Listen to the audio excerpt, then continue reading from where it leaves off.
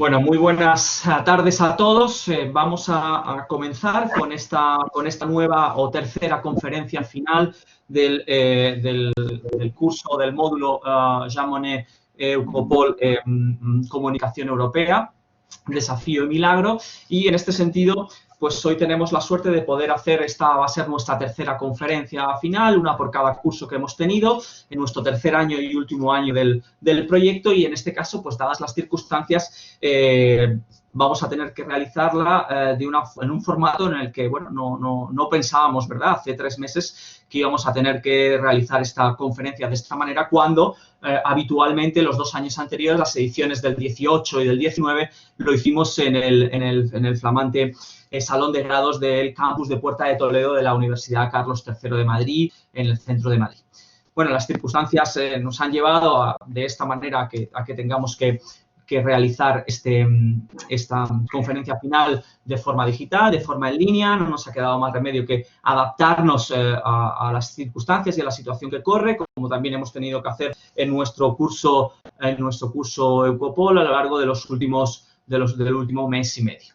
En ese sentido, también tenemos la fortuna de realizar este acto final, esta conferencia final, en conjunto con otro proyecto europeo, Jean Monnet, en este caso con la red europea Open Debate, de la cual forman parte también algunos de nuestros profesores, como el profesor Bouza, que junto con la profesora Elena García lideran dicha red también. Por tanto, es para nosotros un gusto y un placer poder hacer esta iniciativa, esta conferencia Jean Monnet, en confluencia con ambas iniciativas o ambos proyectos. De alguna manera, esta tercera conferencia no tiene que ser un resumen o una conferencia final no solamente a este curso, a este año, sino también al conjunto del proyecto, en tanto en cuanto pues, va a ser la última conferencia final que vamos a tener. Entonces, en este sentido, pues queríamos dejar constancia, evidentemente, nuestro agradecimiento, en primer lugar, a los alumnos, porque de alguna manera este tipo de iniciativas, este tipo de proyectos, cursos y conferencias se hacen por y para vosotros, y en este sentido, pues en el curso, pero también en las conferencias, a lo largo de estos 3 años, pues hemos llegado a tener inscritos al menos hasta en torno a unos 900 alumnos durante el sumatorio de los 3 años. Por lo tanto, estamos bastante contentos del impacto que este proyecto y estas conferencias estén pudiendo tener. En ese sentido, aparte de a los propios alumnos, que es para quienes está organizado estos cursos, estos seminarios, este proyecto, evidentemente tenemos que agradecer también a la propia Comisión Europea, que es evidentemente la que ha otorgado los fondos para que pueda realizarse este proyecto, y por lo tanto para que estemos aquí reunidos y hayamos estado reunidos en las conferencias anteriores y en los cursos anteriores,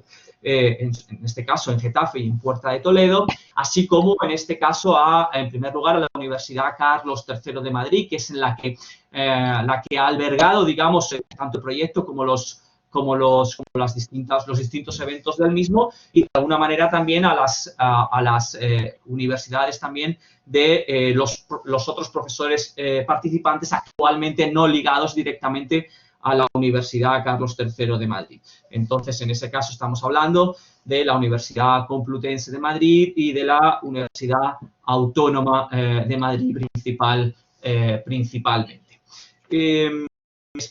Es por ello que también quería mostrar mi agradecimiento en este sentido a los profesores que han formado parte del curso, de los cursos también, desde la Universidad Complutense de Madrid, a María Isabel Nieto, que está ahí con nosotros, también a Jorge Juan Morante, que también va a estar con nosotros, a Luis Bouza desde la Universidad Autónoma y, por supuesto, también a Uxía Carral desde la Universidad Carlos III de Madrid.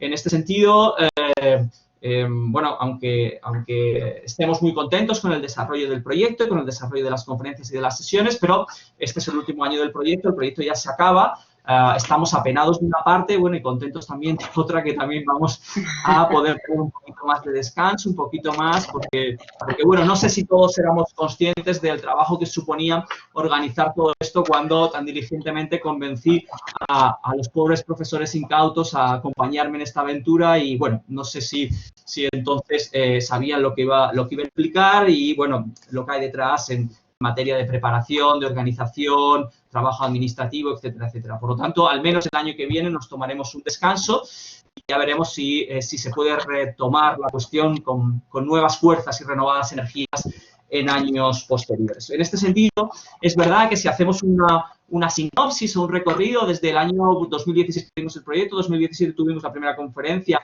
bueno, perdón, el primer curso y la primera conferencia en 2018, podemos ver que entonces lo planteamos como aquel curso que trataba de analizar los problemas de comunicación de la Unión Europea y también que buscaba conocer más acerca de aquellas de la esfera pública europea, la fragmentación de las esferas nacionales, etcétera, etcétera. Evidentemente, y como el proceso europeo es un proceso, no es un proceso estático, sino dinámico, tal vez las problemáticas han evolucionado desde el año 2016 en que se planteó el proyecto hasta hoy, año 2020. No hemos pasado por unos tiempos donde a raíz del Brexit ha tenido mucha importancia la cuestión de la desinformación y, bueno, sobre desinformación hemos basado algunas de nuestras sesiones, algunas de nuestras conferencias. Hemos tratado de insistir en esa cuestión, también insistiremos a lo largo del día de hoy.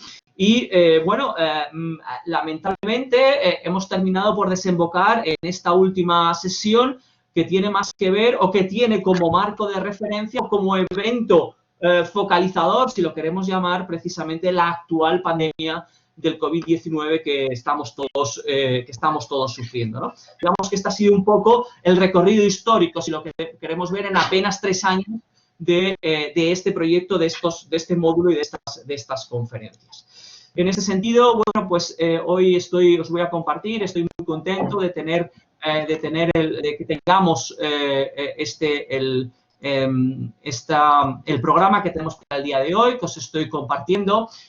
Como os decía anteriormente, bueno, le hemos llamado Lecciones de la crisis comunicativa de la Unión Europea en el marco o ante el COVID-19 y vamos a tener, como estábamos diciendo anteriormente, una sesión conjunta con Open Debate, por eso que vamos a hacer, como bien veis, con las banderitas que hemos colocado, la primera parte, digamos, hasta el descanso, que es más el grueso de la conferencia final de Eukopol en castellano, mientras que a partir del descanso vamos a confluir con Open Debate y, por lo tanto, lo que vamos a hacer va a ser pasar al inglés, a la lengua inglesa, puesto que la mayor parte de las actividades que realizamos en el marco de Open Debate están desarrolladas en lengua inglesa. Como podéis ver, nuestra estructura es relativamente simple. Vamos a comenzar con una mesa redonda sobre la crisis del COVID-19, desinformación y recomposición de la esfera pública europea, en la que van a participar con la moderación de la profesora María Isabel Nieto, los profesores Andrea Pavón, que viene de la Universidad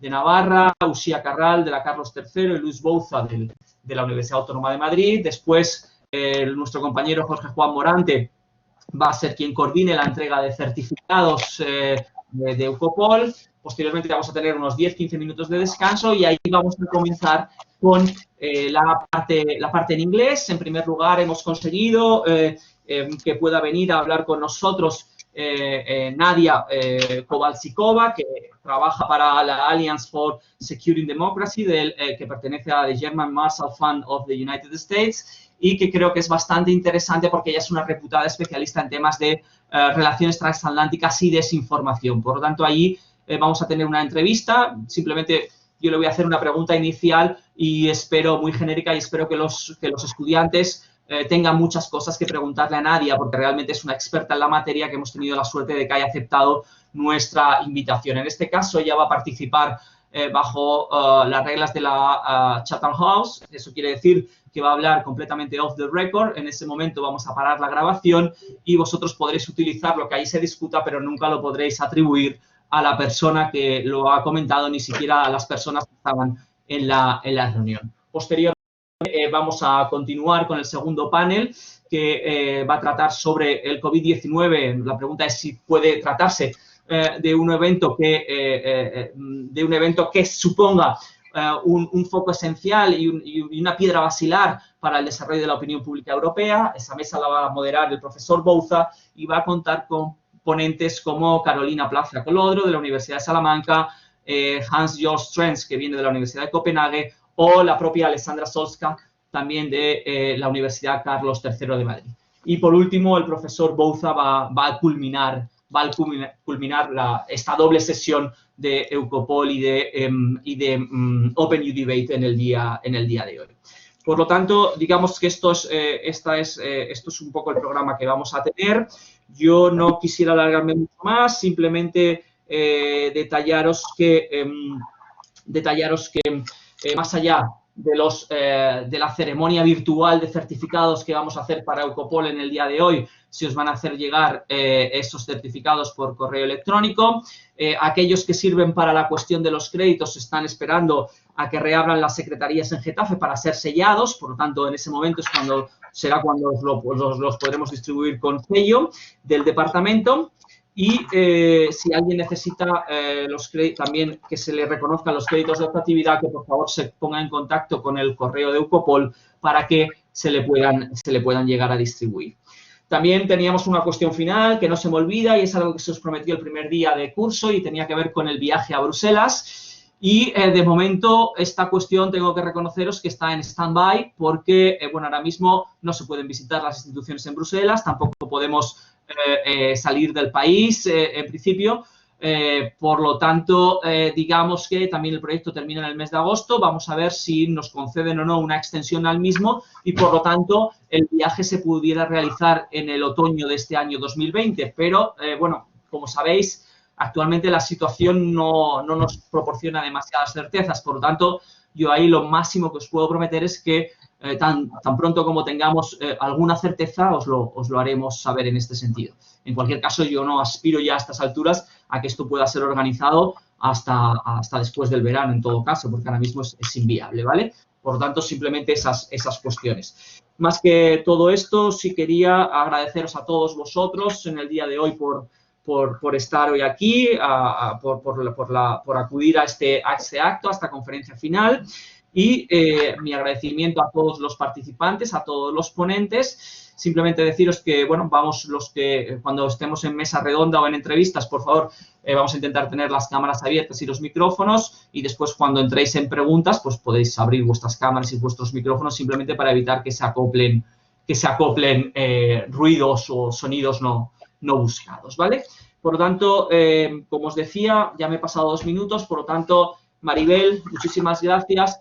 Te paso con 2 minutos menos la palabra para que puedas desarrollar la mesa redonda hasta las 6:15 que tenemos la ceremonia de graduación. Muchísimas gracias, Maribel, y tienes la palabra. De acuerdo, pues muchísimas gracias, Jorge. Pues muy bien, vamos a comenzar. Bienvenidos a este panel. Vamos a tratar un asunto amplio que lleva por título, como comentaba, la crisis del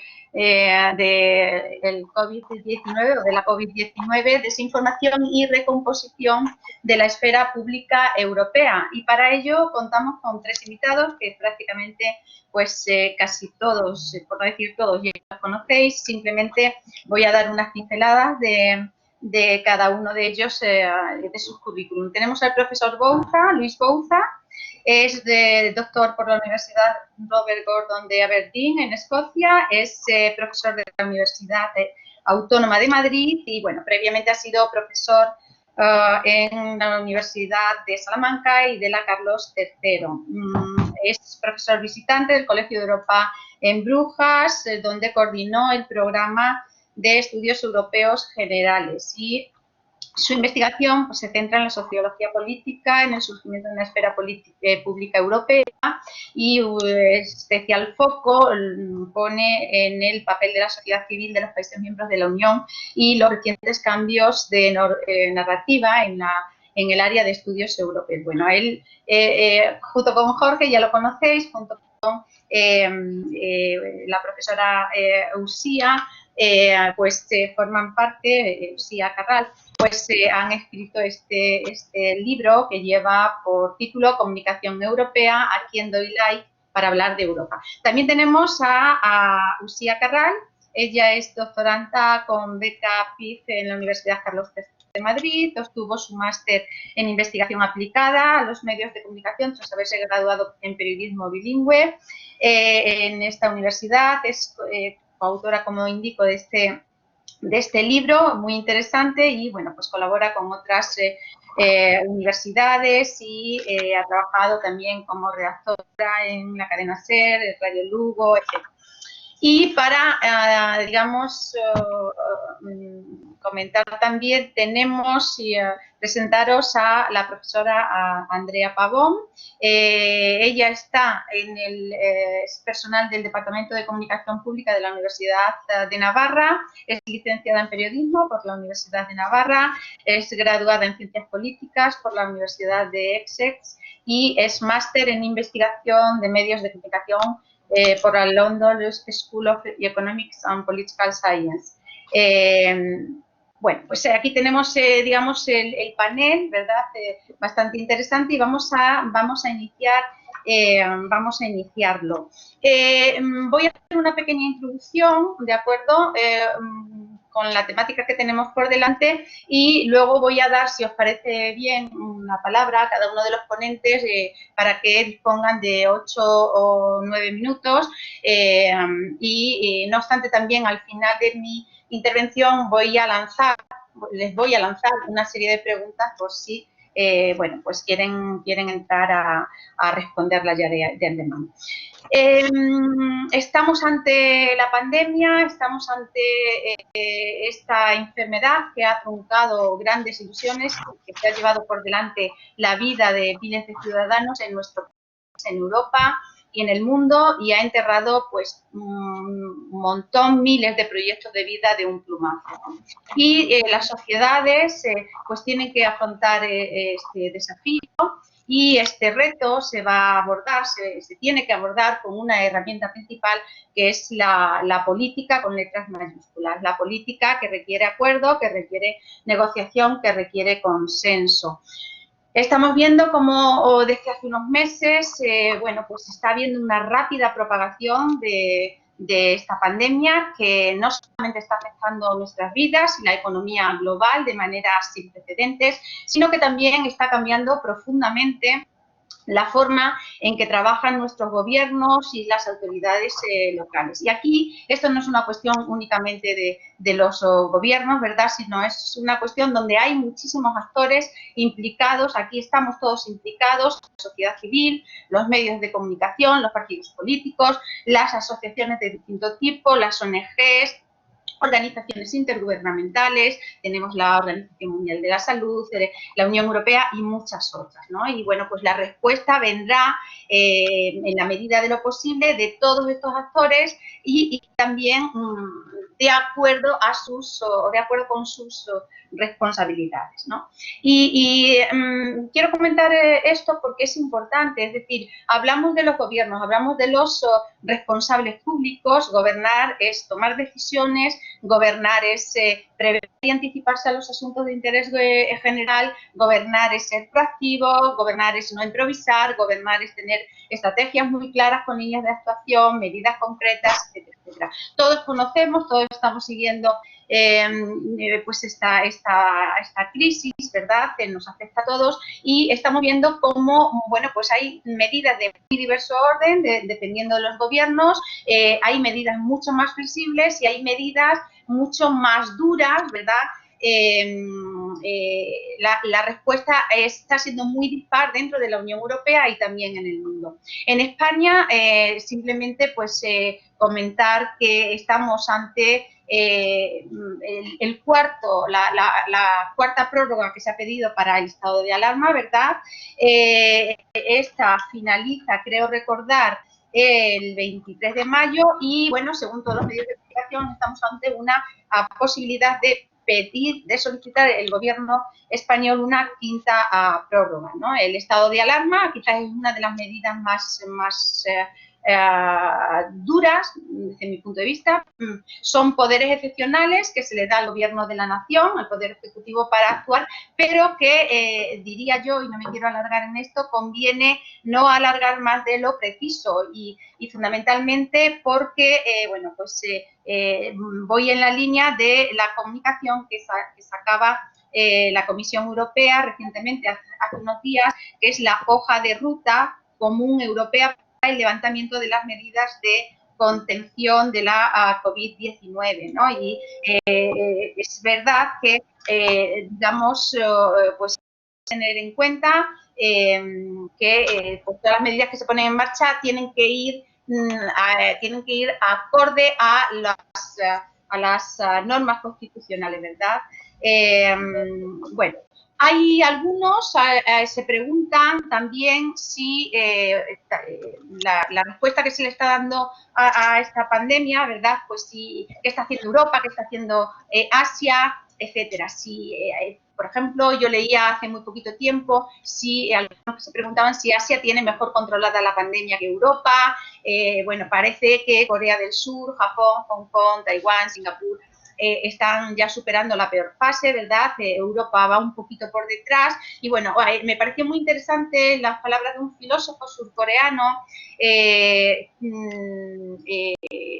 Byung-Chul Han, no sé si lo diré correctamente, ¿verdad? Pero se preguntaba lo siguiente: ¿qué ventajas ofrece el asiático para combatir la pandemia?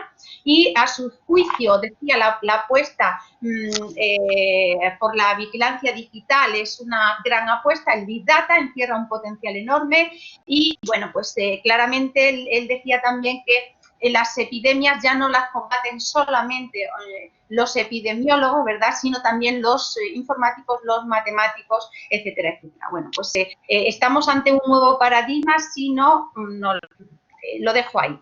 Quiero también dedicar un minuto, y con esto voy a terminar, para decir algunas cosas también interesantes que considero. Es decir, como europeísta, yo soy una europeísta muy convencida y entiendo que no se debe utilizar a la Unión Europea para culparla de todos los males. Estamos viendo en los medios de comunicación precisamente cómo a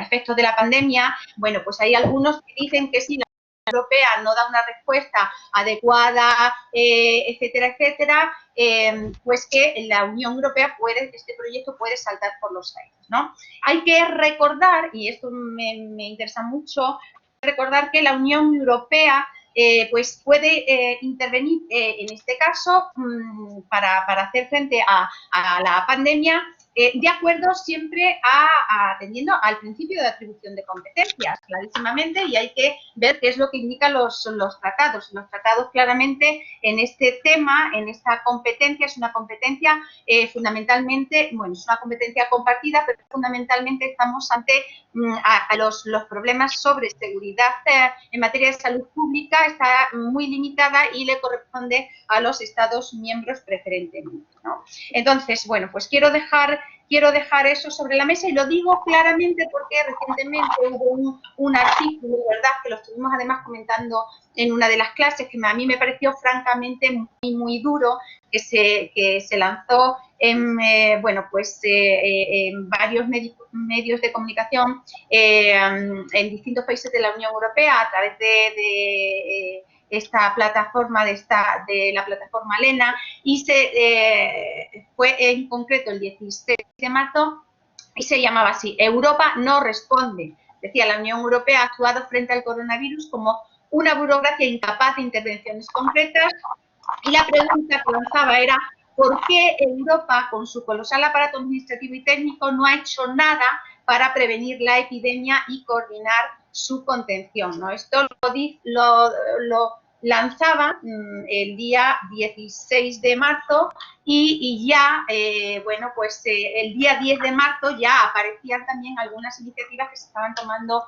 que se habían puesto en marcha por parte de la Comisión Europea y el Parlamento Europeo, etcétera, ¿no? Bueno, pues esto lo dejo ahí. Nos vamos a centrar en la COVID-19 en la lucha contra la desinformación, esto también es interesantísimo. Bueno, se está extendiendo, ¿verdad?, este vocablo, la infodemia, como ha descrito la Organización Mundial de la Salud, es decir, el exceso de información que en muchas ocasiones falsea o digamos, la información aparece de manera falsa o inexacta sobre el virus, sobre su origen, sobre sus efectos, así como también sobre las medidas que están tomando las autoridades para enfrentarse a esta pandemia, y está provocando pues que muchos no encuentren fácilmente fuentes fiables, etcétera, etcétera, ¿no? En la Unión Europea y en el resto del mundo hay muchos mensajes que están coordinados de desinformación que persiguen muchísimos objetivos. Entre ellos pueden perseguir, señalar a minorías vulnerables como las causantes de la pandemia, alimentar, que lo están haciendo, la desconfianza en la capacidad de las instituciones democráticas para proporcionar respuestas eficaces. Incluso algunos agentes estatales y agentes con respaldo estatal pueden intentar aprovechar la crisis sanitaria para favorecer sus propios intereses geopolíticos, ¿verdad? Y para directamente cuestionar la credibilidad de la Unión Europea y de los socios. Y esto no lo digo yo, esto sale de un documento reciente del Servicio Europeo de Acción Exterior, ¿vale? Entonces, teniendo, digamos, estos elementos, este contexto, pues yo quería, antes de dar la palabra también, les doy la palabra inmediatamente, pero lanzo varias preguntas que tienen que ver con objeto de debate de este panel. La primera pregunta sería, ¿qué papel debe jugar la Unión Europea? Si debe jugar algún papel, ¿qué papel debe jugar la Unión Europea para combatir la lucha contra la desinformación?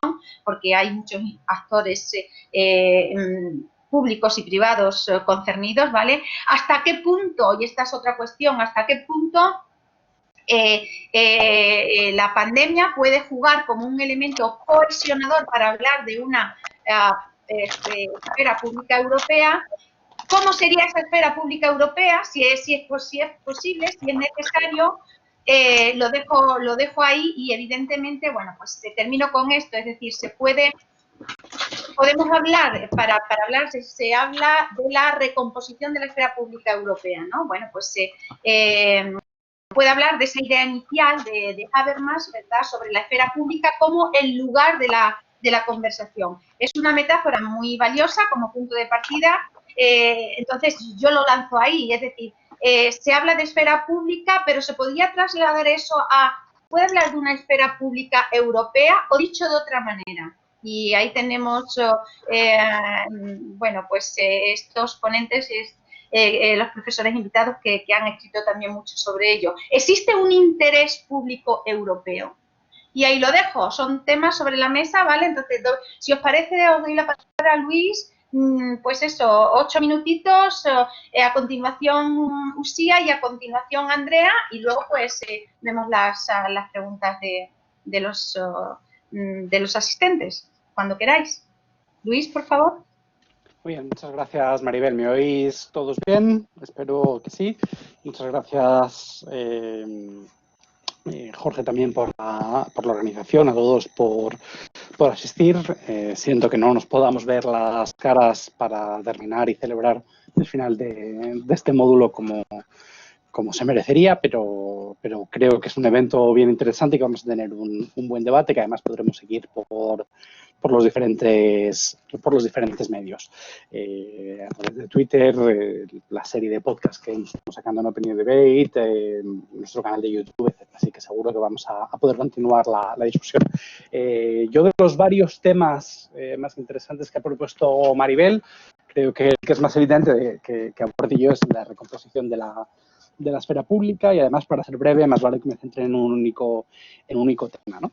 Y creo que en el fondo esta crisis, aunque sea terrible para la Unión Europea, yo no sé si es en parte por optimismo, en parte por inconsciencia, pero espero que también en parte por análisis, tiendo a pensar que no es una crisis que amenace el proyecto europeo, sino que más bien lo que está en juego es qué tipo de Europa, ¿no? Y lo digo también porque desde cierto punto de vista, para un europeísta, este es el tipo de crisis en los que la Unión Europea puede demostrar su utilidad y su relevancia para los ciudadanos, ¿verdad? Es decir, siempre nos hemos quejado, o hasta hace 5 años apenas, o 10 años como mucho, nos quejábamos de que la Unión Europea tenía poca visibilidad, de que la Unión Europea se ocupaba de temas importantes pero poco visibles para el ciudadano. Bueno, pues hoy es evidente que los Estados europeos necesitan trabajar juntos para salir de esta crisis y para imaginar su futuro después de esta crisis, ¿no? Por lo tanto, uno podría cínicamente pensar que esta crisis va a ayudar a hacer que los ciudadanos se interesen por Europa. Claro, para eso hace falta que la Unión sobreviva a esta crisis. Yo creo que va a sobrevivir, pero aún así no deja de ser un momento clave. Desde el punto de vista de la conversación pública que tenemos sobre Europa, yo creo que esta crisis está teniendo ya un impacto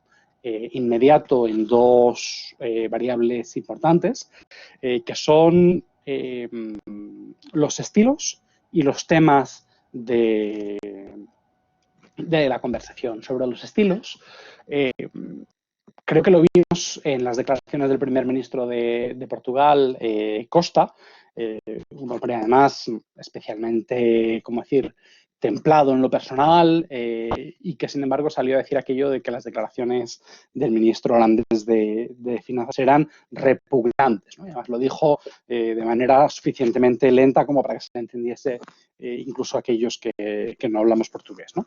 Esto es sorprendente porque no solíamos hablar sobre Europa en estos términos en los estados del sur de Europa, ¿verdad? Y lo hemos visto también en el caso español, por ejemplo, en una especie de estrategia de doble o nada que parece haber adoptado el presidente del gobierno español, Pedro Sánchez, y igualmente varias autoridades italianas en esta crisis, ¿no? Esta idea de o salimos con coronabonos o no saldremos, o salimos con más solidaridad o no lo conseguiremos, ¿no? Esta especie de estrategia de, a través del relato, a través de la construcción del discurso, hacer ver a los ciudadanos la seriedad del momento para Europa.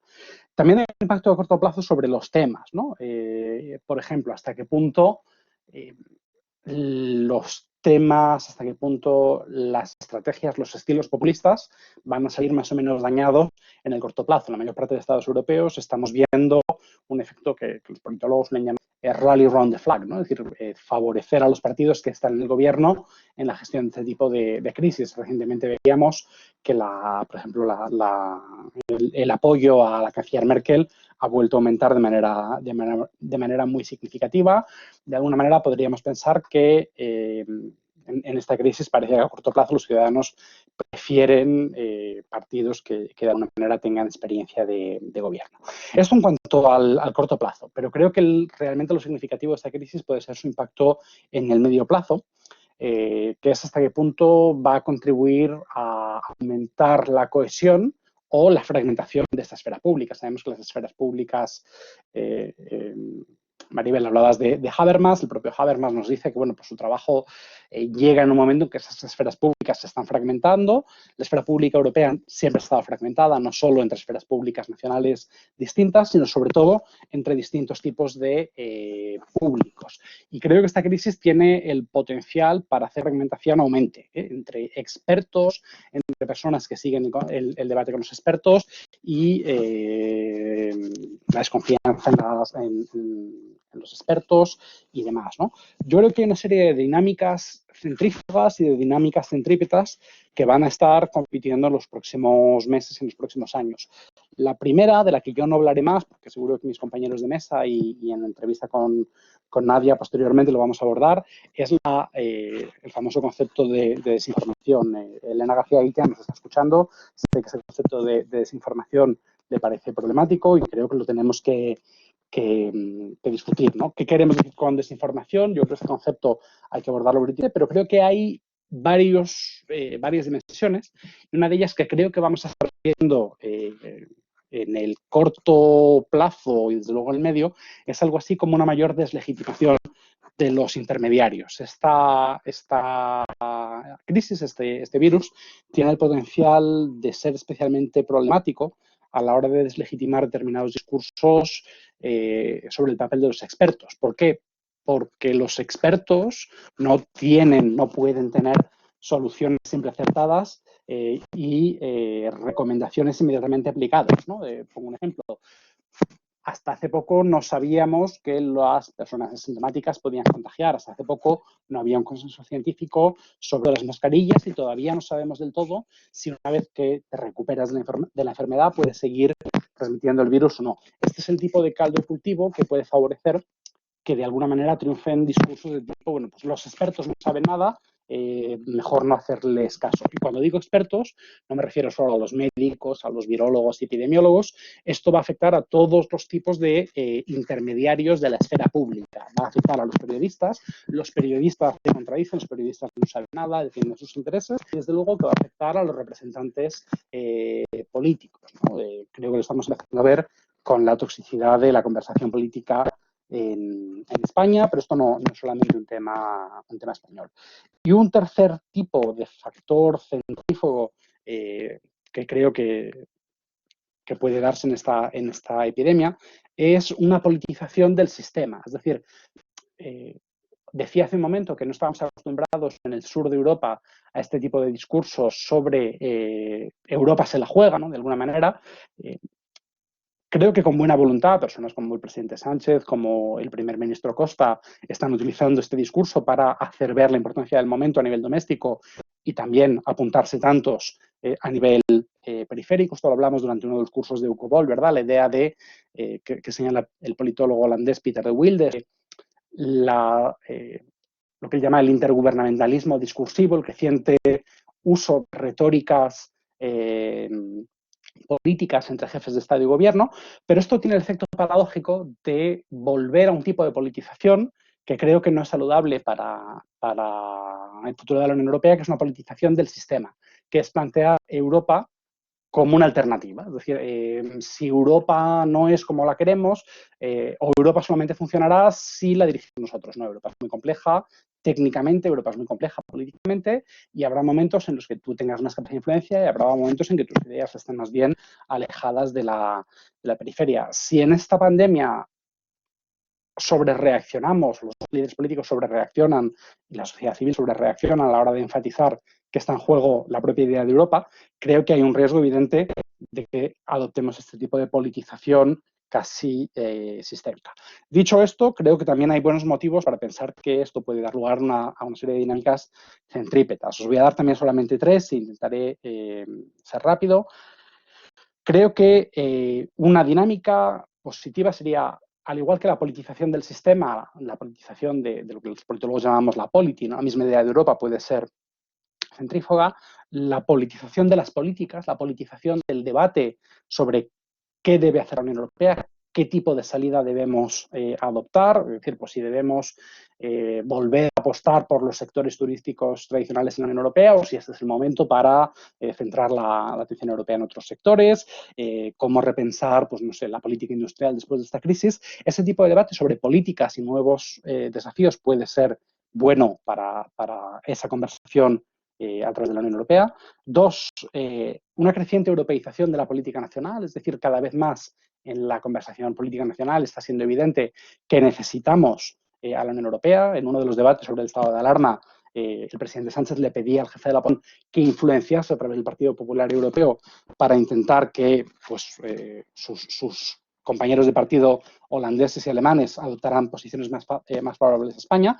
Esto creo que es útil para esa dinámica centrípeta, pero tiene que venir acompañado de una defensa de la política, ¿no? Es decir, bueno, pues en Europa se pueden plantear muchas políticas distintas, es legítimo oponerse a determinadas políticas de la Unión Europea, pero tenemos que pensar en ella como un nivel más de nuestra arquitectura política multinivel. Y tres, la sociedad civil. Yo creo que la sociedad civil está siendo muy afectada, está mostrando muchas debilidades en esta crisis, pero puede que tenga un potencial para hacernos mirar más bien hacia el medio y largo plazo. Uno, es el sitio donde se tienen que articular esos relatos de solidaridad. Lo que hemos hablado sobre el intergubernamentalismo discursivo, cuando Sánchez o cuando Costa se dirigen a la opinión pública neerlandesa, puede ser eficaz, pero se ve mucho que son jefes de Estado y Gobierno. Pero esa conversación entre asociaciones, entre académicos, entre ciudadanos de todo tipo, a través de las fronteras nacionales, es donde puede dar lugar, en el medio plazo, a esos relatos que hagan comprender que, bueno, pues ayudando a España en este momento, pues nos ayudaremos a nosotros mismos en el futuro, etcétera, ¿no? Creo que hay dos grandes temas en los que la sociedad civil puede tener importancia, no en la crisis inmediatamente, pero sí en los próximos años, en la Europa que resulte de esta crisis, el debate sobre las nuevas vulnerabilidades y las desigualdades, ¿no? Lo que estamos viendo sobre pues las dificultades que están teniendo los inmigrantes, las dificultades que están teniendo las personas más afectadas por la brecha digital, la brecha intergeneracional, las nuevas formas de desigualdad que estamos viendo. Ahí es donde la sociedad civil creo que tiene que tener un papel clave en el después de la crisis para fomentar estos relatos de solidaridad.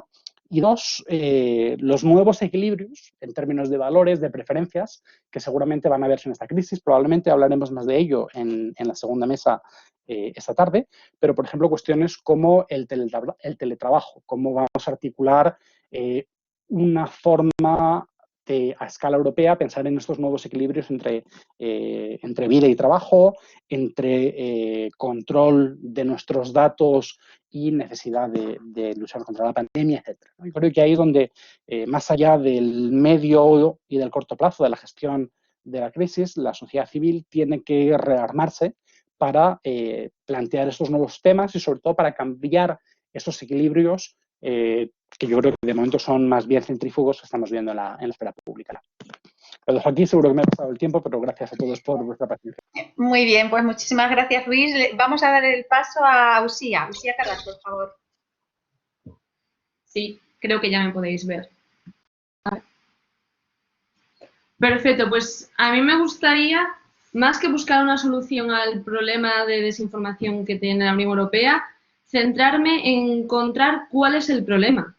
Porque en ese problema no solo debemos hacer partícipe y culpabilizar a la propia institución europea, sino que también tenemos que tener en cuenta que hay más actores y que el problema de la desinformación se está propagando a través de canales que debemos explorar y conocer en mayor profundidad.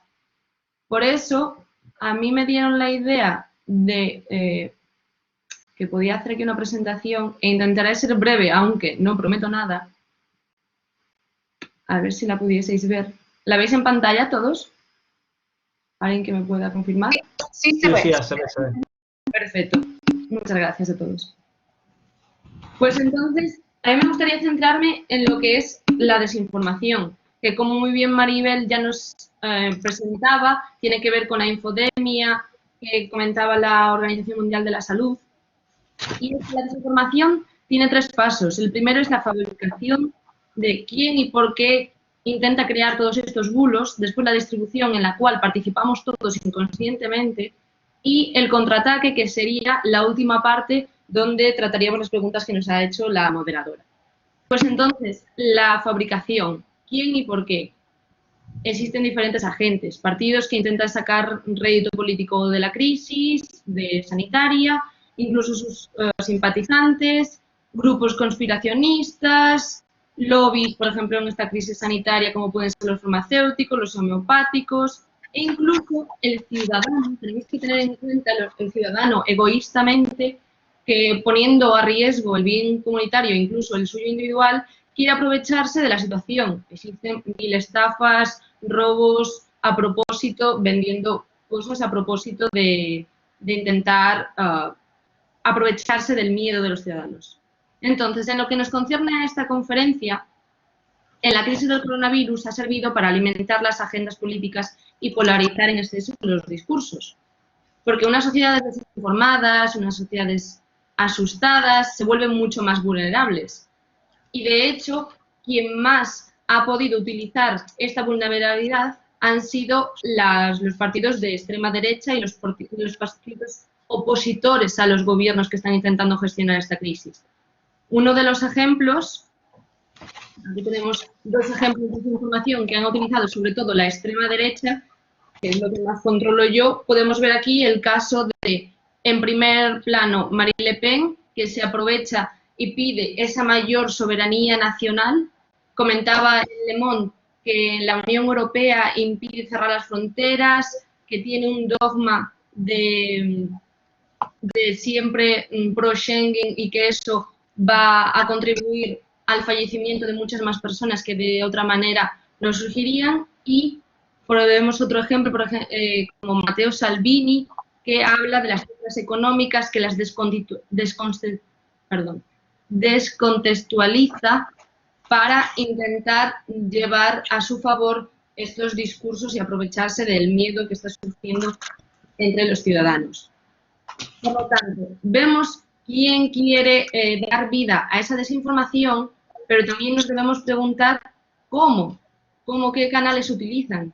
Y es que uno de ellos puede ser la emergencia de medios de comunicación propios. Hemos visto estos días que estaba en bombo y platillo, por ejemplo, el programa de estado de alarma aquí en España que apoya al partido político de Vox, pero también pueden ser los canales ya nuevos, pero tampoco tradicionales, como la mensajería privada, el Telegram, el WhatsApp, por donde se contagia más rápido la desinformación que el virus, podríamos decir, y también las redes sociales en sí. Y aquí podemos hablar de los bots. Esto ya lo hemos visto en anteriores sesiones del curso de Eucopol, cómo los propios creadores de esta información no son solo personas, sino que utilizan la data y los fines tecnológicos con la intención de crear noticias falsas y aprovecharse de ellas. No obstante, no solo nos debemos quedar en estos nuevos canales que debemos explorar con profundidad, sino que también los medios de comunicación tradicionales actúan como caja de resonancia de estos mismos bulos que circulan por los contextos digitales. Y aquí propongo yo también un debate, además de las preguntas que nos ha propuesto la moderadora. Podríamos hablar del papel de los medios, además del papel que tiene la Unión Europea. Y yo creo que los medios se deben reconfigurar. Si jugamos al gato y al ratón, el periodista siempre perseguirá el bulo. Siempre va a ser el foco de atención la mentira. Y por tanto, el espectador siempre se va a quedar con aquello que se menciona, es decir, con el bulo. Sabrá que es mentira, pero no sabrá cuál es la verdad. Por eso yo propongo que deberíamos cambiar un poco las reglas de juego y, como ya hemos mencionado en otras sesiones del curso, a nuestro querido Lakoff, implantar el relato primero. Quien implanta ese relato primero es quien gana, porque los demás se convertirán en esos gatos que persiguen a ese ratón. Por lo tanto, haciendo un poco uso de nuestra querida literatura europea, desde mi punto de vista, no hay que ignorar la existencia de ese bulo, pero hay que darle un tratamiento diferente. Es decir, hasta ahora los medios de comunicación hemos sido un poco Magritte, diciendo que esto no es una pipa. Pues bien, ahora debemos imponer un poco el relato verdadero para que las audiencias recuerden en su cabeza lo que es cierto y no lo que no es. Es decir, en lugar de convertirnos en el principito que dice esto no es un sombrero, los periodistas debemos decir directamente esto es una boa que se ha tragado un elefante, en lugar de ponernos a negar. Y así dejarle claro a las audiencias cuál es la veracidad de los hechos, en lugar de estar dándole bombo a esos bulos. Entonces, una vez que tenemos claro quién fabrica esta desinformación, tenemos que pensar que nosotros como sociedad también somos agentes que contribuimos a la distribución de esa desinformación. Podemos ser como meros seguidores de partidos políticos, de lobbies, etc. Pero mayoritariamente somos actores que de forma generalizada contribuimos a esa distribución.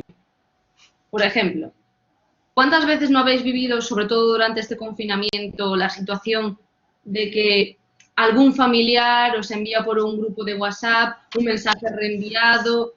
Y yo no sé vosotros, pero yo como periodista siempre intento decirle a mis padres, por ejemplo, no lo reenviéis, esto es falso, se ve a leguas que no es un comunicado de la Guardia Civil, por ejemplo, o el típico audio de mi primo que es médico o mi primo que es policía. Siempre intentáis, como decir, no reenviéis, estos son bulos, no son buenos, y al final a los 2 días volvéis a recibir otro bulo en esa misma red social. Yo casi se me están quitando las ganas de empezar a desmentirlos. Pero, porque contrastar es difícil, pero sobre todo parar la circulación de esa desinformación es mucho más complejo. Y sobre todo, si hacemos caso a lo que nos proponen con las investigaciones del Instituto del MIT, que como veréis en la pantalla dice que las noticias falsas tienen un 70% más de probabilidades de ser retuiteadas que las verdaderas.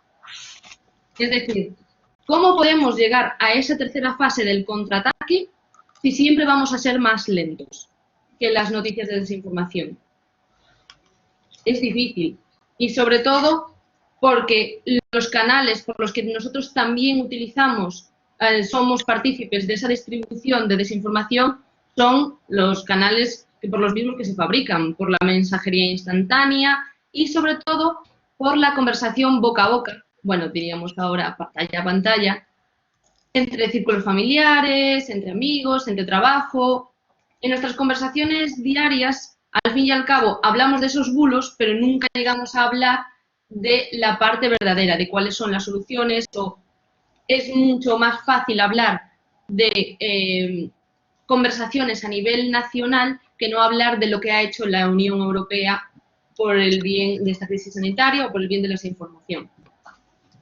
Y ya, intentando ser breve, tenemos que tener en cuenta por qué nosotros contribuimos a esa desinformación.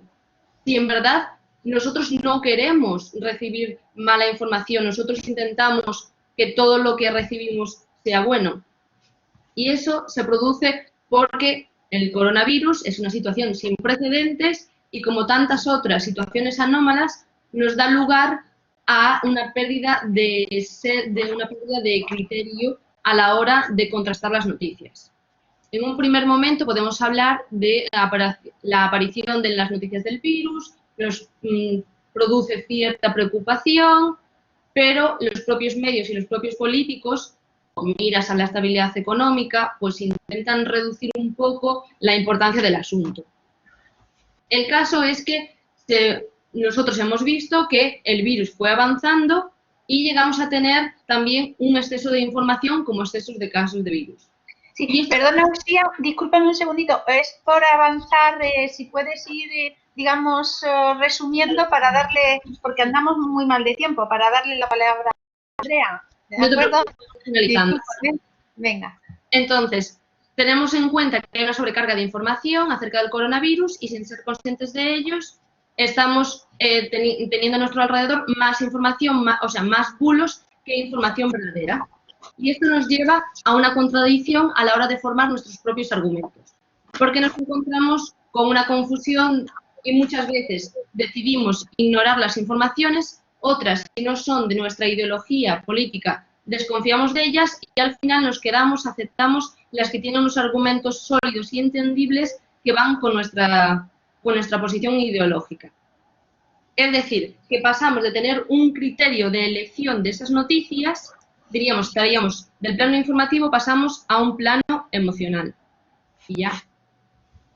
De acuerdo. Pues muchísimas gracias. Solo para responder a tus preguntas, decir que yo también, como Luis, creo que los ciudadanos han aprendido del Brexit y que por eso no tenemos tanto miedo a la descomposición de la Unión Europea, pero sí a qué tipo de unión va a haber a partir de ahora. Y yo creo que esta crisis debería ser un momento para aprovechar la oportunidad e intentar promocionar un poco más la integración.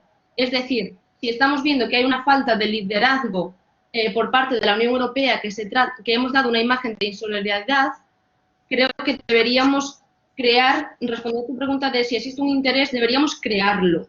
Y eso se debería hacer a través también de 3 puntos, tengo yo, que es, lo primero, intentar crear una identidad europea, pero teniendo en cuenta la diversidad de conceptos significantes que supone la Unión Europea para los diferentes ciudadanos de los diferentes Estados miembros. La segunda sería una mejoría de las relaciones con los medios de comunicación, intentar involucrarlos un poco más.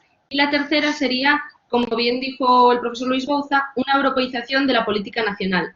Es decir, que los propios gobiernos nacionales intenten meter más a la Unión Europea en los debates a nivel nacional. Y ya, súper breve, ya está. De acuerdo. Muchísimas gracias, Usía. Vamos a dar la palabra a Andrea. Andrea Pavón, cuando quieras, adelante. Hola, buenas tardes. ¿Se me escucha bien? Sí, perfecto. Sí, perfecto. Vale, genial. Bueno, muchas gracias a Jorge por la invitación y por la organización y bueno, ya a los asistentes y al resto de ponentes. Yo tenía una presentación, no sé si Jorge puede ponerla. Sí, un segundito. Sí. Pero voy a ser súper breve porque soy consciente que vamos mal de tiempo y muchas de las ideas ya han sido debatidas por Luis y por Usía, o sea que me voy a centrar en lo importante. Genial, gracias Jorge. Bueno, ¿Puedes pasar tú? Sí, sí puedo. Genial. Bueno, pues lo más importante ha sido dicho. Creo que estamos en un contexto, en mi opinión, muy peligroso, tanto para la convivencia democrática como para la esfera pública europea. Tanto por la posverdad como las noticias falsas fueron elegidas palabras del año, tanto en 2016 como en 2017. Hemos visto toda la intervención supuestamente rusa, tanto en las elecciones europeas, en el referéndum catalán y en el Brexit y tantas otras situaciones. Y solamente en Maldita.es, que es uno de los fact-checkers españoles más importantes, ha diagnosticado en la crisis del COVID hasta 507 mentiras y alertas falsas. Entonces, yo en mi presentación me gustaría centrarme en, bueno, primeramente, como dijo Luis, creo recordar, hay que hacer una diferencia, al menos a nivel teórico, entre desinformación y noticias falsas.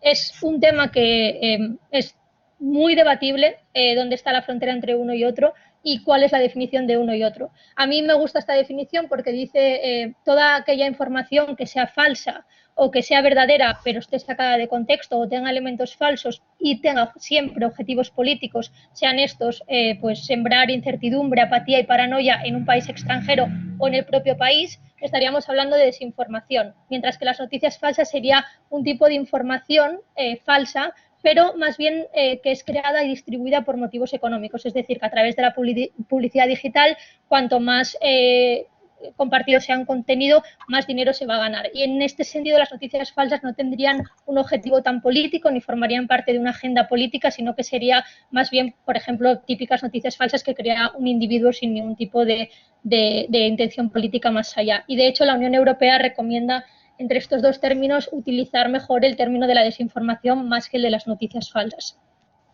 Luego, muy brevemente, a mí me gustaría decir que las noticias falsas no es para nada ni la desinformación un fenómeno nuevo. Las noticias falsas surgen con la invención de la imprenta, al igual que la información verdadera, y de hecho el término propaganda es del año 1622. Últimamente, como decía Usía, yo durante todo el confinamiento he recibido miles de llamadas de mis padres, de gente diciendo, pero ¿cómo va a ser esto verdad? Es verdad que en Madrid hay estos carteles que luego os voy a enseñar. Y yo decía, pero no, ¿cómo va a ser verdad? Pero la gente ni siquiera, o sea, es que ni siquiera me creía la gente. Y ese es un problema que incluso cuando corriges a las personas y les dices esto no es verdad, no se lo creen en un contexto de posverdad en el que la verdad ya no tiene ningún tipo de mérito, por así decir. Entonces, volviendo a los principios de la propaganda de Goebbels, que son del siglo XX, vemos cómo perfectamente se pueden analizar los bulos que han surgido durante la crisis del COVID a través de estos principios. Estos principios no son nada nuevo, ni mucho menos. Por ejemplo, tenemos el principio de simplificación, en el que se individualiza al adversario. En este sentido vemos como muchísimos bulos todo lo que hacen es echar la culpa al gobierno de todo. Da igual que el coronavirus sea una pandemia, sea un virus originado en un país extranjero, tenga un montón de matices que no tienen nada que ver con el gobierno en sí mismo, que al fin y al cabo es simplemente un agente que intenta controlar dentro de un país el problema, pero todas las noticias falsas van a echar la culpa al gobierno de todo, incluso de la decisión de WhatsApp de limitar el reenvío de los mensajes durante la cuarentena, como si el gobierno tuviera algún tipo de poder sobre una compañía como WhatsApp. Esto también lleva al principio de la unanimidad, que es uno de los principios de la propaganda, en el que la propaganda es más efectiva cuando la persona que la recibe piensa que todo el mundo piensa igual que ella. Entonces, a través de las redes sociales que tienen este potencial de envío masivo, uno recibe un bulo, lo recibe de sus personas más cercanas en masa y piensa que todo el mundo piensa igual que ellos. Y eso es un problema porque es mucho más difícil contradecir algo que se siente como unánime. Otro principio de la propaganda clásico es el principio de la exageración, por ejemplo, con la aplicación que el gobierno puso a disposición de los ciudadanos para ver si se autodiagnosticaban o seguían un formulario para contestar una serie de preguntas y ver si podían tener el coronavirus o no, se dijo que geolocalizaba a toda la población. Es una exageración. Sí que es cierto que la información previo consentimiento del ciudadano podía llegar a rastrear ciertos datos personales o movimientos, pero es una exageración decir que sin consentimiento la aplicación o el gobierno está como un gran hermano geolocalizando a toda la población. También tenemos el principio de la vulgarización, por el que toda propaganda debe ser popular, adaptando el mensaje al menos inteligente de los destinatarios. Y ya hemos visto que las noticias falsas y la desinformación no son solo algo que haga Rusia o países extranjeros así un poco, no sé, como puede ser autoritarios, sino que el mismo presidente de Estados Unidos muchas veces ha sido caracterizado por difundir noticias falsas sin ningún tipo de reparo, como es en el caso de cuando Donald Trump dijo que, bueno, pues la gente se podía inyectar lejía para prevenir el coronavirus. Un mensaje que claramente es un ejemplo perfecto del principio de vulgarización. Otro principio clásico sería el principio de orquestación. La propaganda es más efectiva cuando se repite un número infinito de veces, es decir, se ha visto que todos los bulos, como dije al principio, son para culpar al gobierno de todo. Y esto se ha hecho desde diferentes ángulos, como cuando se acusó a los camioneros de Orense de protestar en contra del gobierno cuando para nada era la situación. Y el principio de verosimilitud, a mí este me parece uno de los principios más importantes, que tenga apariencia de verdad. No sé si, supongo que os habrá llegado estos carteles que se supone que colgaban de la sede del PSOE en Madrid y de las paradas de autobús, pues muchas personas cercanas a mí me han dicho que por favor saliera a la calle a demostrarles que esto no era verdad. Y tuve que salir y demostrar que no era verdad, y aún así muchos me contradijeron y me dijeron que era porque ya los habían quitado, pero habían estado ahí previamente. También tenemos el principio de la transfusión, es decir, la propaganda es muy efectiva, y en este caso en España y en la crisis del COVID esto es muy importante, porque opera dentro de un sustrato preexistente, ya sea un complejo de odios, de prejuicios tradicionales o de mitología nacional. Y aquí en estos lo podemos ver muy bien, por ejemplo, en el ejemplo de la izquierda, cuando se acusó a una marcha de musulmanes de estar saltándose el estado de alarma. Es decir, eso quizá no tendría tanto sentido, pero aquí tiene mucho cuando hay un sustrato de o cierta población en España que hoy en día apoya a partidos que son de corte xenófoba. Y como puede ser el mismo caso en el ejemplo de la derecha, cuando se acusa a la Sexta de haber publicado información falsa sobre Rajoy. Es decir, hay cierto sustrato en España que piensa que la Sexta es un canal al servicio de ciertas ideologías y que, por tanto, va a publicar noticias falsas que le beneficien.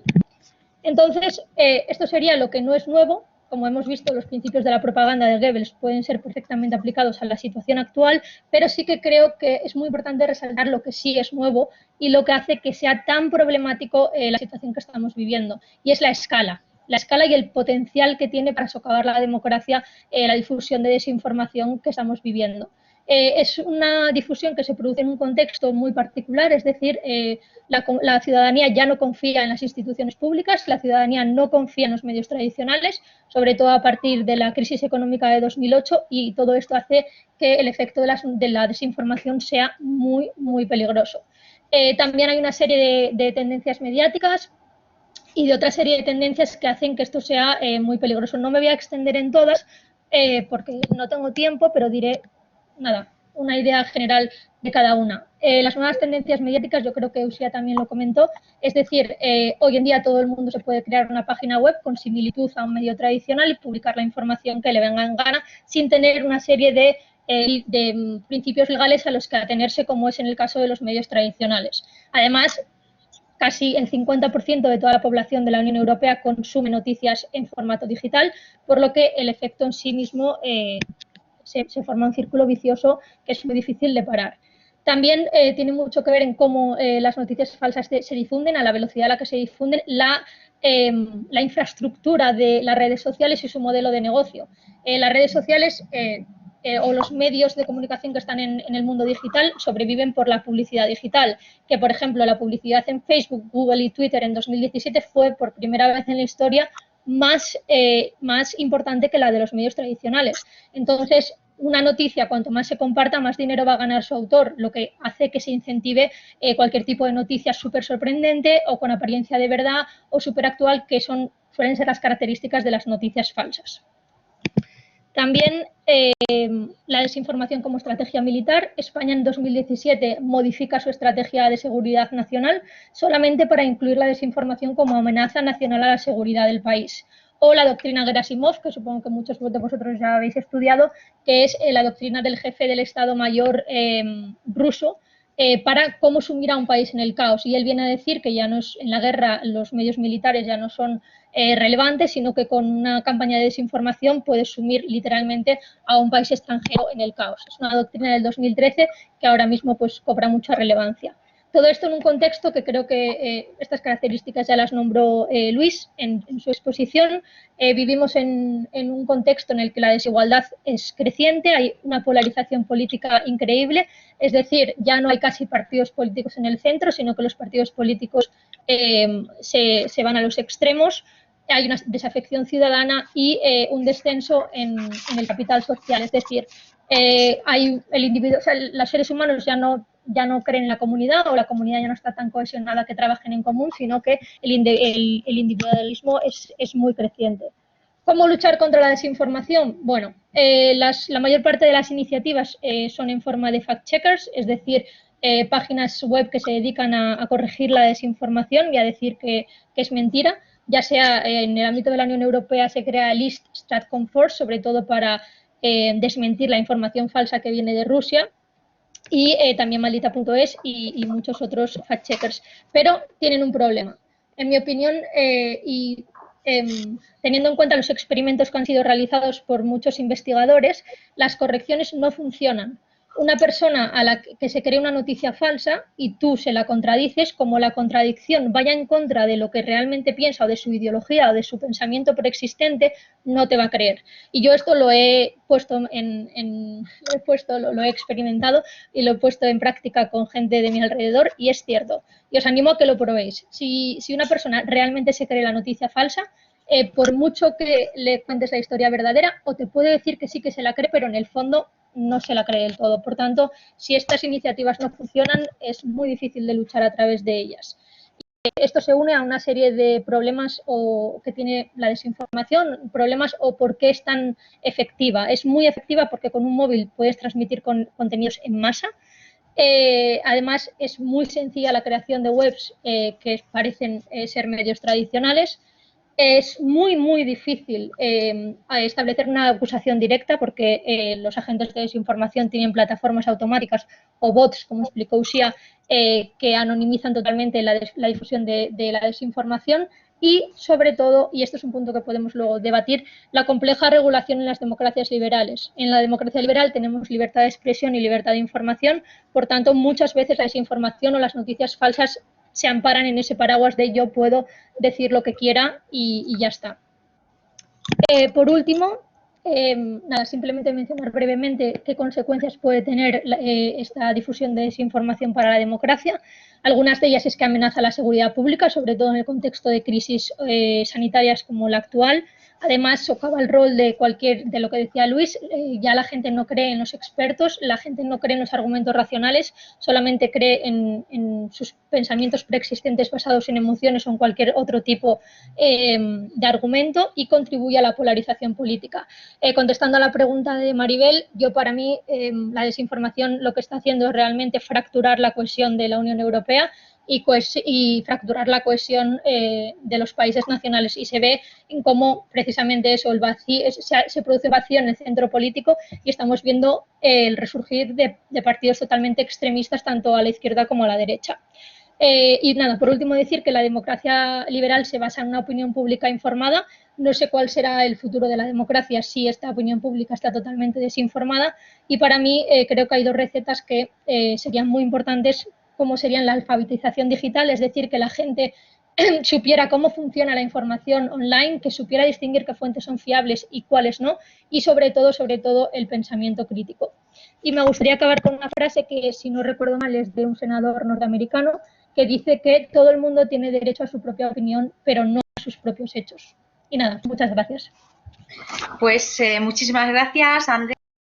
Habéis comentado cuestiones, habéis puesto sobre la mesa cuestiones muy interesantes respecto a lo que hablabas, Andrea, el tema, el equilibrio, ¿verdad?, entre la libertad de expresión y mayor o menor regulación.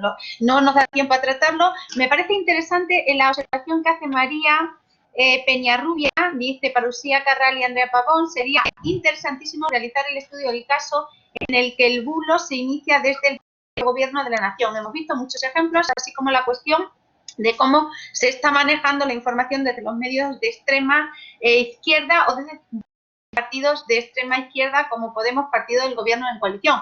Tenemos nada, un minutito, me está diciendo Jorge, porque vamos mal de tiempo, pero no sé si María quiere tomar la palabra o ahora para el resto de los asistentes, si tenéis alguna cuestión que plantearles a los ponentes, es vuestro turno.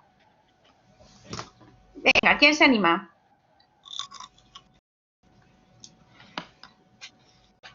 Quien se anime que tome el micrófono directamente, sin problema. Eso es. A mí, si me permites, Maribel, me gustaría ponerle el ejemplo a nuestra compañera de Donald Trump. Es el presidente que está en el gobierno y el que más desinformación y bulos emite por minuto, podríamos decir. Y ya no solo hablando de las consecuencias que mencionaba Andrea, además de las consecuencias informativas, las consecuencias políticas, también tenemos que hablar de que la desinformación produce xenofobia, produce racismo. Veamos aquí el ejemplo de Donald Trump diciendo que el virus era chino, e incluso una estigmatización de comunidades, de clases sociales, de por qué se hacen a unas clases profesionales y otras no. Da lugar a conflictos que en otras situaciones quizás no tendríamos. Vale, muy bien. Bueno, pues veo que no hay ninguna pregunta. Sí, Luis. Más que una pregunta, una provocación. Además, esto sí que es tirar la piedra y esconder la mano, porque estamos sin tiempo, pero si queréis lo dejo ahí y lo podemos volver a plantear más adelante, ¿no? Yo lo que siempre me pregunto, y esto os lo pregunto a los que realmente sois un poco como reacción a la pregunta de María, y sobre todo para los que de verdad sois especialistas en comunicación, lo que os plantearía es hasta qué punto esto de la desinformación es nuevo, ¿eh? O sea, hasta qué punto las democracias no han vivido siempre con una cierta desinformación, que sé yo, los protocolos de los sabios de Sion, hasta qué punto no ha habido siempre injerencias extranjeras a través de la desinformación, esto es tan antiguo como Sun Tzu, y hasta qué punto el problema está en la propia democracia, es decir, si nuestras democracias hoy son más vulnerables a la propagación de bulos y demás, no está en algo que les haya sucedido antes, es decir, si en la relación sobre variables, cuando decimos que la desinformación es nueva, no estamos eliminando o no estamos sobrecargando en las nuevas tecnologías que parte de la explicación tienen, cosas que tienen que ver más con la transformación de la esfera pública de manera más global, esto que yo decía antes sobre el problema de los intermediarios, ¿no? Entonces, yo sí que creo que probablemente las redes sociales tienen mucho que ver en el hecho de que, por seguir lo que decía María, creo que a veces simplificamos demasiado, a la izquierda como a la derecha, a la hora de decir esto es una campaña que viene de, probablemente lo que sucede con las redes sociales es que hoy es mucho más sencillo, mucho más barato organizar una campaña de desinformación de ese tipo. No tiene por qué haber necesariamente un partido político o una fuerza política o una empresa detrás. A veces pues esto se viraliza como resultado de la campaña de un emprendedor político que anteriormente era muy periférico, ¿no? Entonces yo creo que a lo mejor tenemos que cambiar el tipo de actores en que nos fijamos y también la relativa novedad de todo esto. Quizá yo lo que preguntaría es ¿qué tiene hoy la esfera pública que la hace más vulnerable a esas dinámicas que siempre han estado ahí? Pero yo digo, no sé si esto es cierto o no, que siempre haya estado ahí. Bueno, Andrea, ¿quieres comentar alguna cosa? Sí, bueno, nada, muy brevemente, yo estoy de acuerdo con Luis. Creo que, por ejemplo, la desinformación por parte de los gobiernos, un ejemplo perfecto sería la desinformación del gobierno estadounidense durante la guerra de Irak. No solamente Rusia, que parece que ahora Rusia es el único agente de desinformación, sino que lo hemos visto en gobiernos occidentales y en todas las democracias, yo pienso. Creo que el problema hoy en día, para mí, al menos desde el punto de vista personal, es la falta de confianza de los ciudadanos en los medios de comunicación y en las instituciones. Si bien todos podemos creer que el gobierno siempre miente o a veces miente, creo que en el pasado sí que había cierta confianza en que ciertos medios te dijeran la verdad. Pero ahora creo que esa confianza no está. Creo que la gente confía en sus propios argumentos, en sus propios hechos, y por eso creo realmente que es muy peligroso y se puede llegar a quebrar la esfera pública y el debate razonado en este sentido. Bueno, pues yo, digamos, para terminar, habéis dicho cosas muy interesantes respecto a lo que planteas, Luis, y respecto, por ejemplo, a lo que planteaba Usía cuando decía la posibilidad del contraataque, etcétera. ¿Qué podemos hacer o qué puede hacer la sociedad civil o los distintos actores, etcétera? Evidentemente la información circula constantemente, circula a enorme velocidad, es muy difícil, la amplificación es clarísima por parte de las redes sociales. Y digamos que para que las sociedades democráticas, a mi juicio, se vean menos vulnerables en este sentido, es evidente que se necesita una sociedad muy bien informada, una sociedad que tenga capacidad de crítica y pues una de las sociedades democráticas es precisamente la libertad de prensa y la libertad de expresión. Entonces, voy en la línea de una académica y termino de la Real Academia de Jurisprudencia y Legislación, que hace muy poquito escribió un artículo, dice las falsas noticias que nos inquietan. Lo escribía en Tribuna Extremeña, en mi tierra, y decía al final, en la entradilla ya de la noticia, dice: los ciudadanos saben distinguir, no hace falta prohibir su divulgación, algunos pretenden con una intención que es peligrosa. Los ciudadanos saben distinguir, no hace falta prohibir la divulgación, como algunos pretenden con una intención que es peligrosa. Las prohibiciones limitan la libertad, no hay que caer en las restricciones. Lo mejor es aquello de que el mayor desprecio es no hacer aprecio y en último extremo, si producen daño, acudir a los tribunales. Es una garantía que otorga la democracia. Es complejo ese equilibrio, libertad de expresión, regulación, hasta qué punto ese es el tema. Es un tema que no viene de ahora, es un tema que está ahí y es complicado, pero precisamente es uno de los pilares que tiene la democracia: libertad de prensa y libertad de expresión. Pues lo dejamos aquí. Sí, muchísimas gracias a todos y voy a dar paso a Jorge para continuar con el día de hoy, ¿de acuerdo? Muchísimas gracias. Pues muchísimas gracias a todos, a Maribel, a Luis, a Usía y a Andrea, por vuestra participación, y vamos a pasar ya al siguiente apartado, que es un poco, bueno, esto lo veníamos haciendo normalmente en presencial en el campus de Puerta de Toledo, y hacíamos una ceremonia de graduación, o por lo menos os dábamos los diplomas del curso COPOL, digamos, físicamente. Lo vamos a tener que hacer de forma digital. Entonces, bueno, mientras se va a encargar de llevar esta ceremonia el profesor Jorge Juan Morante, yo le cedo la palabra mientras que voy cargando los diplomas, que ya os digo, más allá de que ahora van a ser testimonialmente, los vais a recibir aquí, se os van a enviar también por correo electrónico. Por tanto, mientras que subo los diplomas y los empiezo a compartir, dejo que el profesor Morante, que va a abrir esta ceremonia de entrega de diplomas. Jorge, cuando quieras, voy subiendo los diplomas. No se te escucha, Jorge, no se te escucha.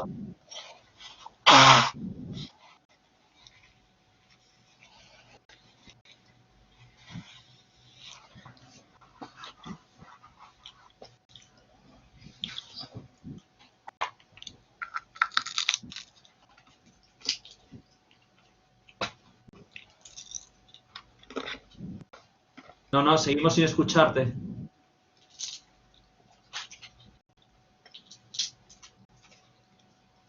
¿Escucháis vosotros?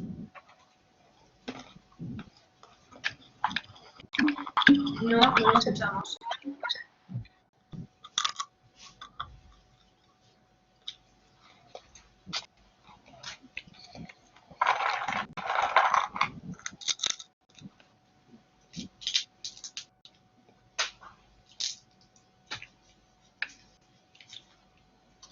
Sí, mira, Jorge, como te recomienda Raquel, a lo mejor sin auriculares, aunque haya que gritar un poco más al ordenador, tal vez.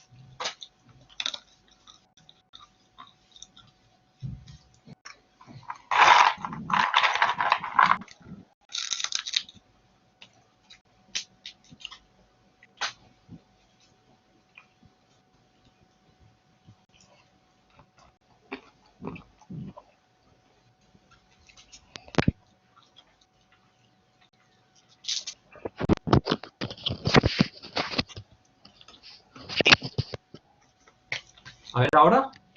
Habla, Jorge. Hola. Perfecto. Adelante. Sí. Bueno, pues yo quería hablar de una persona de riesgo que cumplió 70 años hace poco. Una persona de riesgo frente al COVID-19 que fue creciendo y haciéndose más responsable, encontrándose que tenía que hacer más cosas con menos recursos y hasta se cambió de nombre varias veces. Sin embargo, fue desarrollando un conflicto interno en su interior entre voces que le decían que actuara con una sola voz o como la de 27 partes diferenciadas. Y aunque ya sea mayor, es una persona que se mantiene activa, se le entiende mucho en estos días por su relación frente al COVID-19. Se le ha criticado mucho en estos días. En algunos casos se le acusa sin tener en cuenta que no es la persona responsable y en otros que no se le ha dotado de los medios y que aunque mientras no se le dote de los más medios tiene las manos atadas frente a problemas como este. Y bueno, si no sabes, la persona de riesgo es la Unión Europea y lo que quiero señalar es que si no potenciamos los valores, pues un poco como la solidaridad, que se ha visto un poco en riesgo por países como Holanda, y no lo hacemos más eficiente dotándola de los recursos y competencias que necesite, no solo mejorando el funcionamiento, se convertirá en una víctima más de esta pandemia.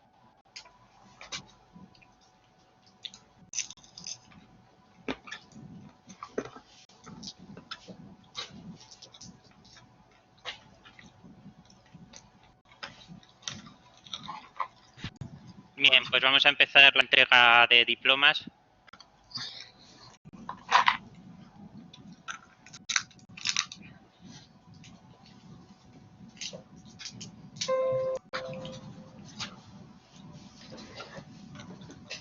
David Ruiz Núñez.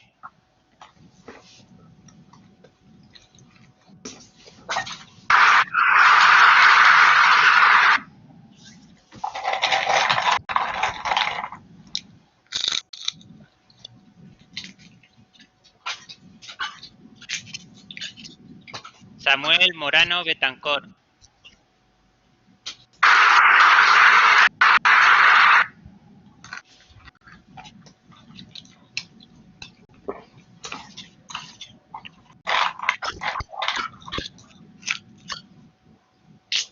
Sara Silvar Prieto.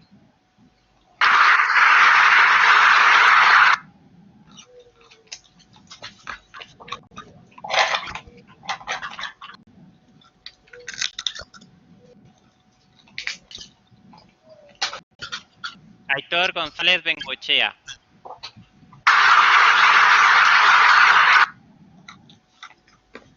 Marta Zaragoza Camacho.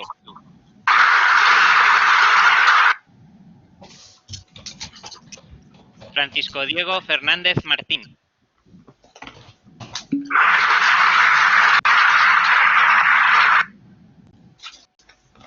Miguel Cabestero Martín.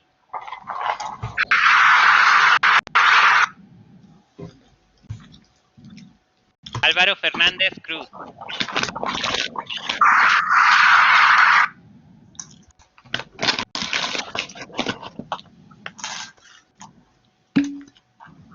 Jaime Pérez Saez.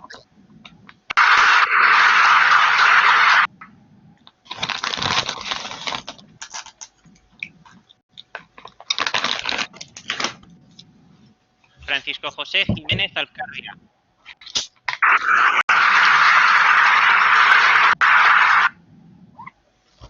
Sergio López Álvarez.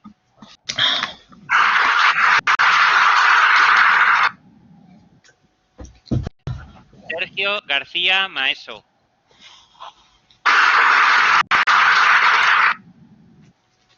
Javier Miras Santamaría.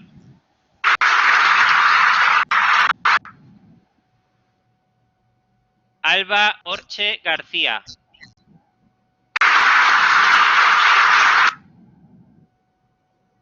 Óscar Ignacio Barrachini Fernández.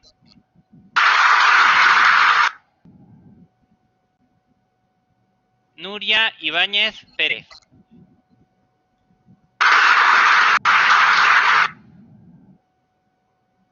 Raquel Ruiz Incertis.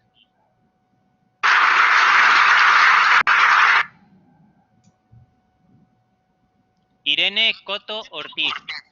Orbiz.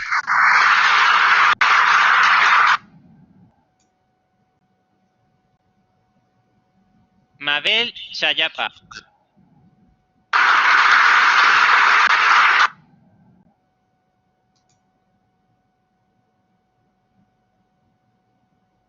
Paloma Aguilar de la Concha.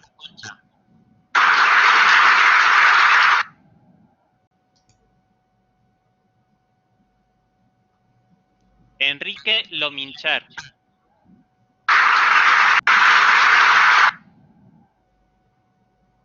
Joaquín Gómez Fernández Castañeda.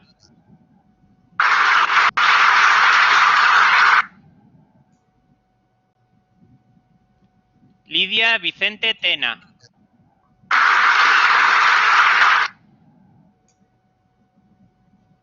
Javier Eiroa Escalada.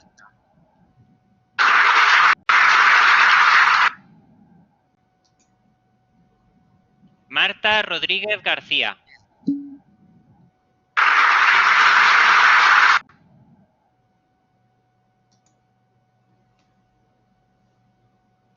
Lucas Tarancón Andrés.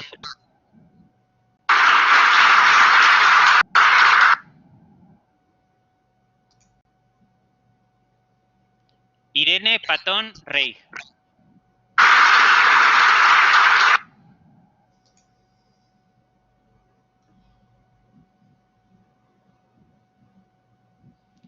Irache Ross.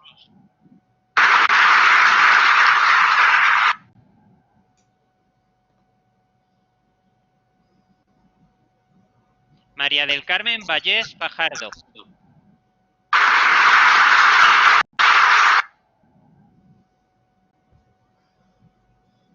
Cristian Gómez.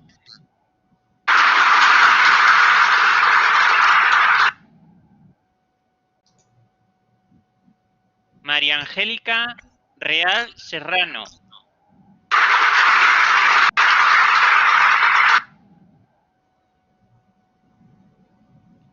Nerea Riverola Bellés.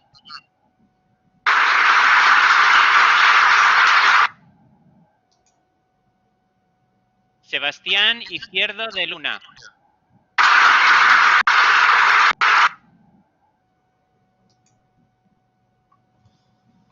Paula Soler Rodríguez.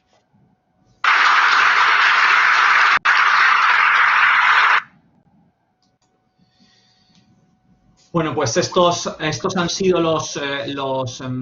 digamos, la entrega de diplomas. Solamente recordar que se me pasó antes decir que no son todos los participantes que hemos tenido este año, sino, digamos, los que al final tuvieron los méritos académicos exigidos para poderles otorgar los certificados. En este sentido, por Por lo tanto, muchísimas gracias a todos ellos por su esfuerzo, por su tiempo, por su interés. Y lo que vamos a hacer ahora, si os parece, tenemos un famoso coffee break digital. No sé, aparte de los aplausos, podemos poner aquí un café, una fotografía con un café, pero tenemos un descanso y ahora en unos 10 minutos vamos a tener una sesión muy interesante con Nadia Kovalsikova, como os decía, que es una especialista en temas de desinformación. Ya a partir de entonces, después del descanso, vamos a continuar la sesión en lengua inglesa. Lo que sí es cierto es que para esa primera entrevista lo que teníamos previsto era más bien, aparte de que ella haga un speech inicial de unos 5 o 7 minutos, la idea sería que, bueno, está aquí un poco por vosotros, ¿no? Para que vosotros como alumnos, en este caso en inglés, aunque yo creo que ella entiende algo de castellano, le podáis hacer las preguntas que estiméis oportunas, ¿vale? Por lo tanto, vamos a hacer una breve pausa, unos 10 minutos. Como ya os dije antes, la entrevista no la vamos a grabar porque es completamente off the record y después, bueno, ya pasaremos a grabar después el segundo de los paneles, ¿no? Por lo tanto, hay 45, en unos 12 minutos empezamos con Nadia Kovalsikova y nos vemos ahora en unos 10 minutos. Muchísimas gracias.